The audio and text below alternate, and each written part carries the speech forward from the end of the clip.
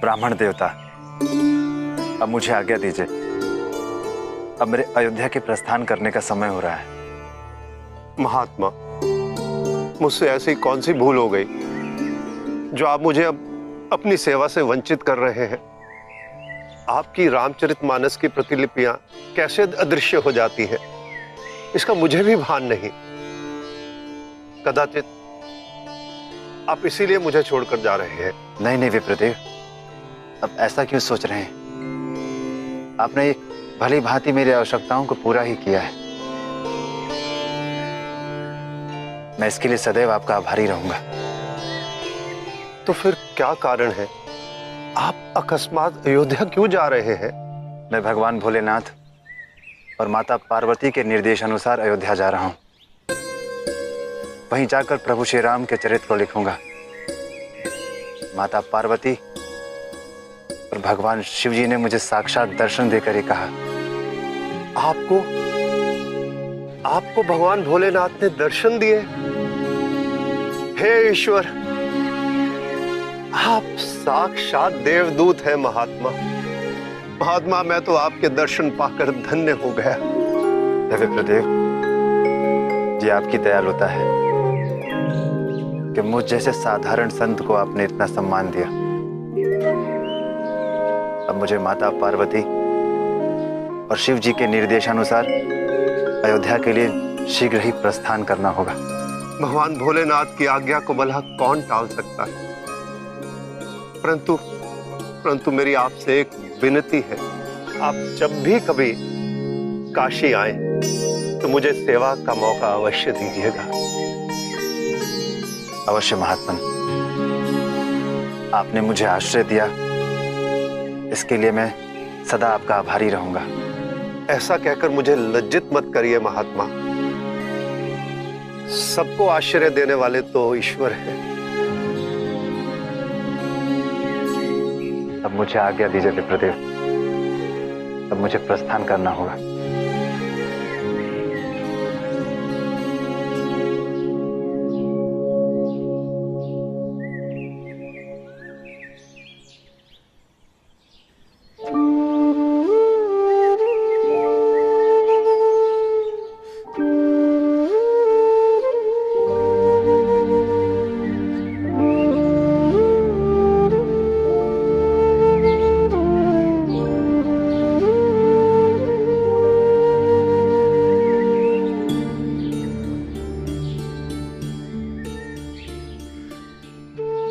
मेरे आराध्य की नगरी आ गई है।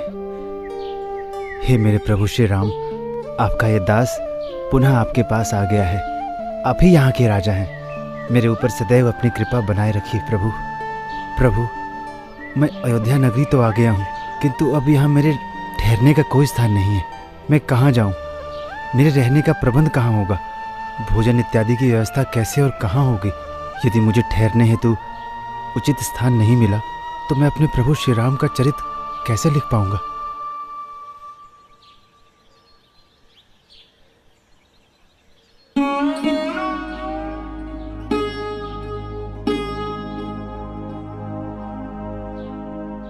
कहने को तो इस पूरी नगरी के राजा मेरे स्वामी हैं, किंतु मेरा यहाँ किसी से कोई परिचय नहीं। राम कथा लिखने में मुझे वर्षों लगेंगे, परंतु मैं कहाँ निवास करूं? इस प्रकार भगवान भोलेनाथ के आदेश का पालन मैं कैसे कर पाऊंगा? कुछ भी समझ में नहीं आ रहा है।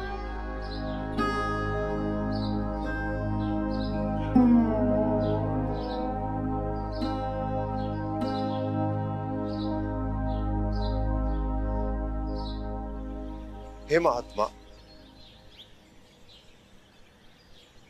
मैं बहुत समय से देख रहा हूं आप किसी चिंता में हैं। कौन है आप? इससे पूर्व अयोध्या में आपको कभी देखा नहीं। महात्मन, मैं काशी से चलकर आज ही अयोध्या पहुंचा हूं। आपका किसी से परिचय है यहाँ पर? मैं कई वर्ष पूर्व यहाँ पर आया था, किंतु अब यहाँ पर कुछ दिनों तक रहने की इच्छा है, किंतु मेरे पास ना कोई परिचय है और न ही रहने की व्यवस्था। आप कदापि चिंता ना करें।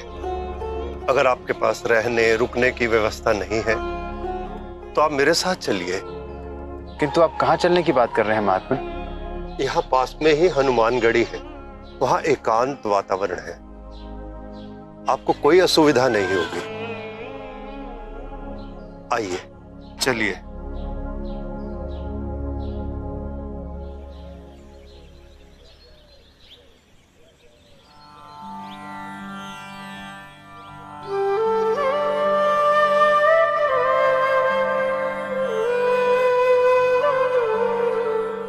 प्रणाम महात्मन।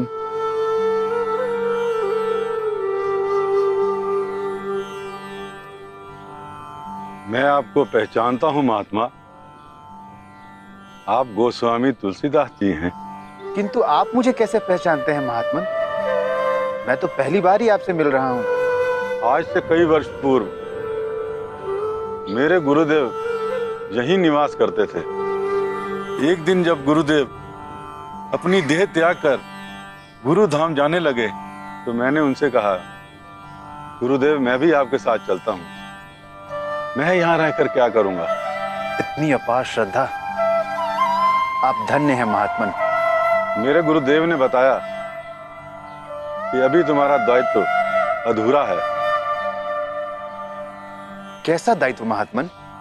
मेरे गुरुदेव ने बताया कि कुछ समय पश्चात यहाँ पर महर्षि वाल्मीकि जी के अवतार गोस्वामी तुलसीदास जी आएंगे और इसी स्थान पर बैठकर वो राम कथा लिखेंगे। उन्हें यह स्थान सौंपने के बाद अपनी देह को योग अग्नि में गलित करके तुम मेरे पास आ जाना। मैंने आपको देखते ही पहचान लिया था। आश्चर्य! ये आप क्या कह रहे हैं महात्मन? मैं सत्य कह रहा हूं महात्मा। ये जो आप वट वृक्ष देख रहे हैं, ये धन के स्वामी भगवान कुबेर ने लगाए हैं। ये एक सिद्धि स्थल है। इससे पूर्व भी कई संत महात्माओं ने यहाँ से सिद्धियां प्राप्त की हैं। अब आप यहाँ निवास कीजिए और मैं अपने गुरुदेव के पास साकेत धाम प्रस्थान करता हूँ।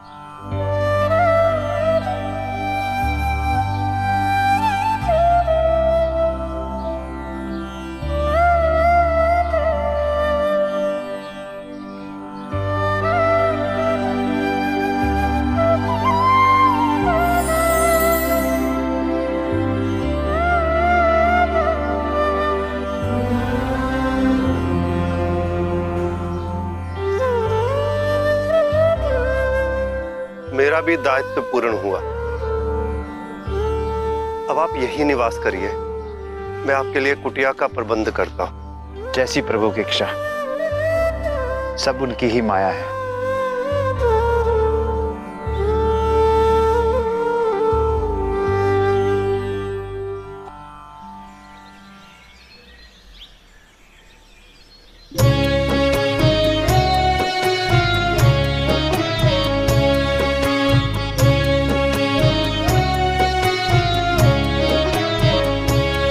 प्रभु राम की कथा है ये जो तुम्हें सुनानी है।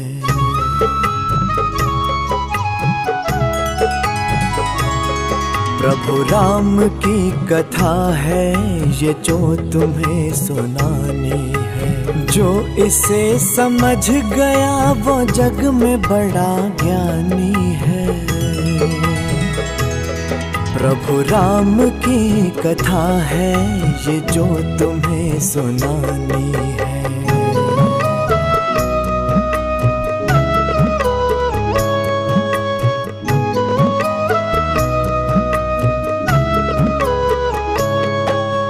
राजा के घर में जो जन्म लेके आए थे, किंतु वहाँ अपनों के बीच कुछ पराए थे।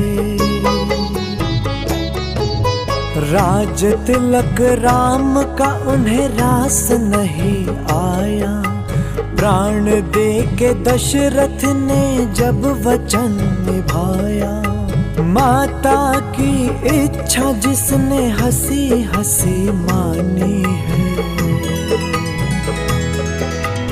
त्याग दिया राजपाट, राम ऐसे दानी है। प्रभु राम की कथा है ये जो तुम्हें सुनानी है।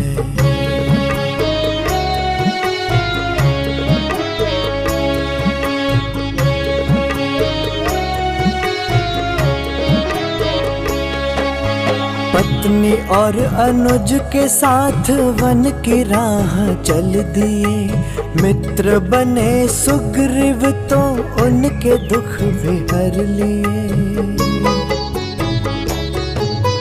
रावण ने सीता माँ का छल से हरण कर लिया, उनसे अपना काल भी स्वयं वरण कर लिया।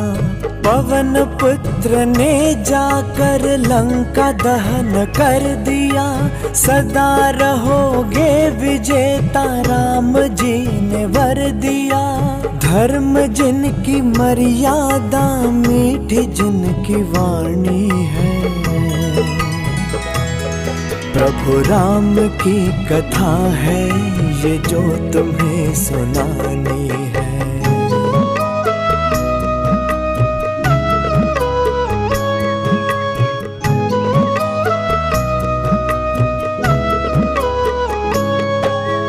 करके अंत रावण का सीता माँ को ले आए, लंका सारी सोने की विभीषण को दे आए। मानव के रूप में भगवान की कहानी है। प्रभु राम की कथा है ये जो तुम्हें सुनानी है। जो इसे समझ गया वो जग में बड़ा ज्ञानी है। प्रभु राम की कथा है ये जो तुम्हें सुनानी है।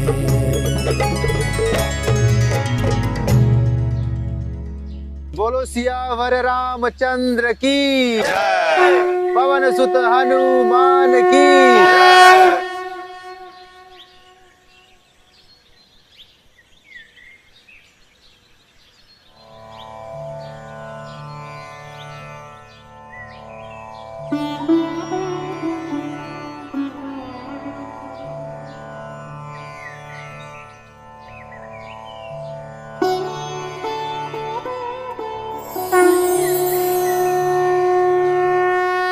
खोलो तुलसीदास।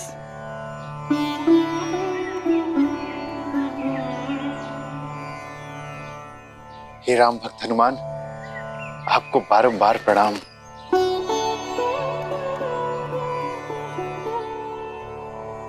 मैं तुम्हारे लिए कुछ संदेश लेके आया हूँ तुलसीदास। कैसा संदेश प्रभु? आज चैत्र मास का शुक्ल पक्ष है और रामनवमी भी है। ये वही दिन, वही पल, वही समय है। आज से 9 लाख वर्ष पूर्व भगवान श्री राम का जन्म हुआ था। वही लग्न, वही शुक्ल और वही मुहूर्त। यह तुम्हारी रामचरितमानस लिखने के लिए बहुत उचित समय है, जिसमें आज से ठीक 9 लाख वर्ष पूर्व भगवान श्री राम ने इसी नक्षत्र में अवतार लिया था। और आज पुनः तुम्हारे द्वारा अर्थात तुम्हारी वाणी द्वारा उनकी कथा का आगमन होगा। रामचरित की रचना करने का यह उपयुक्त और शुभ मुहूर्त है। आज से तुम राम कथा लिखना प्रारंभ करो।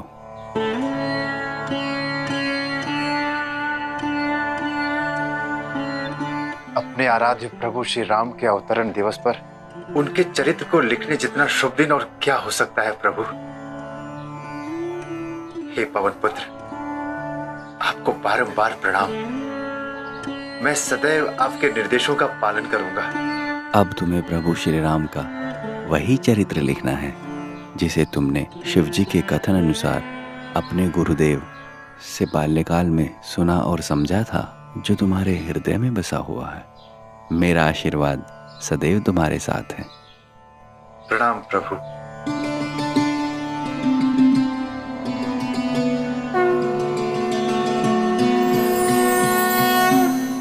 हे मंगल मूर्ति श्री गणेश जी, किसी भी शुभ कार्य को करने के लिए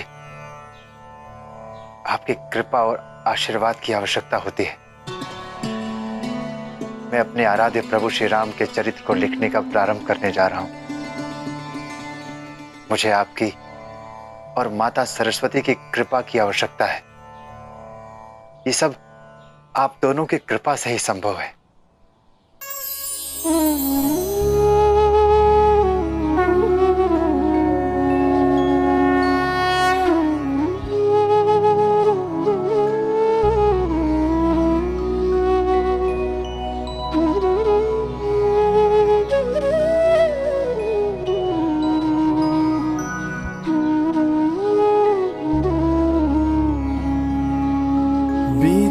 लाखों वर्ष लिया जब भगवन ने अवतार, तुलसीदास की नैया अब तो राम करेंगे पार।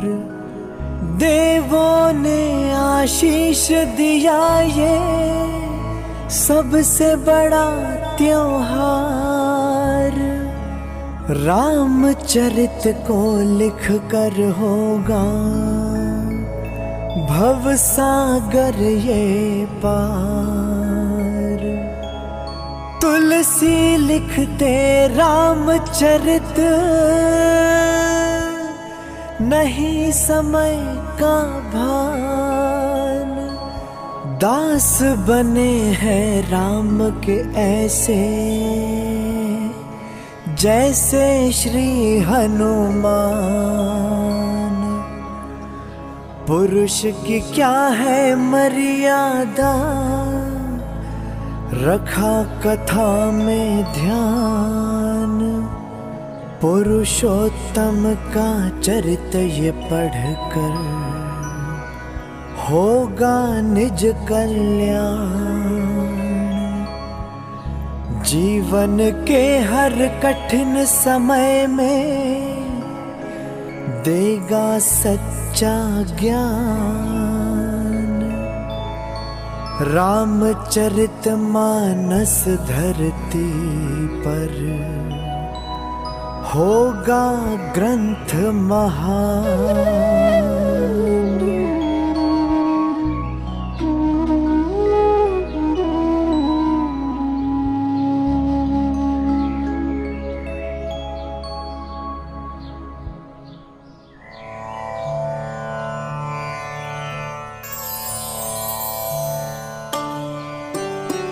प्रभु,